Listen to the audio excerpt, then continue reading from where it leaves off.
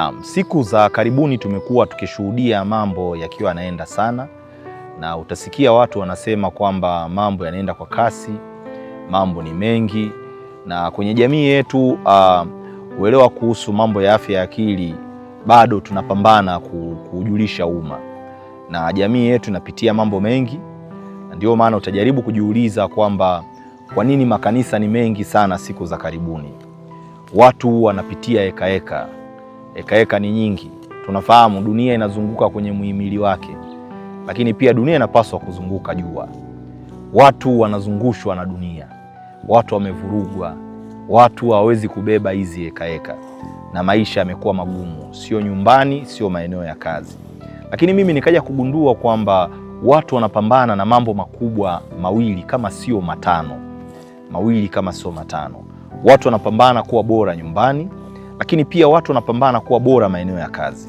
Na hizi sehemu zote mbili zinaleta changamoto katika maisha ya mtu, umakini wa mtu, utulivu wa mtu, na sia angavu ya mtu inaingia dosari.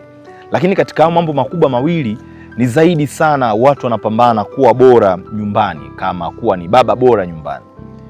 Lakini pia anapambana huyu baba kuwa bora sana, kuwa mume bora kwa mke wake pale nyumbani. Lakini pia anapambana kuwa bora katika maeneo yake ya kazi, kufanya kazi kulingana na tija ambayo iko ndani yake. Lakini pia anapambana kuwa bora yeye na nafsi yake, kujimudu yeye na namna yake ya kujitazama, yeye na nafsi yake, namna yake ya kujimudu katika maisha ya kila siku. Lakini mwishoni, la tano, anapambana na walimwengu ambao mara nyingi wana mitazamo mingi sana kwake, ambao mara nyingi wana mitazamo mingi sana kuhusu maisha ya huyo mtu.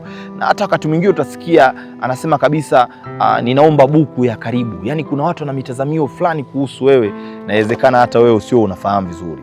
Lakini pia hao walimwengu wanakutazama kwa mengi sana. Hata kama ukifanya vizuri, wanaweza wasikusifie, wakasema tu unafanya vizuri lakini sio kivile, kwa sababu hawana jema kwa wewe. Kwa haya mambo yote matano yanapambana kwa watu, na watu wanapambana kuwa makini katika hayo, na sio wote wanamudu. Wengine wanashindwa kumudu mpaka wanaugua kabisa, wanatosha kupewa dawa, wengine mpaka wanalazwa. Kwa hizi heka zinapaswa kufahamika na watu waweze kupata msaada makini, kutunza afya zao za akili, kupata utulivu wa akili, sia angavu iweze kuwa njema, na maisha yazidi kuwa na maana.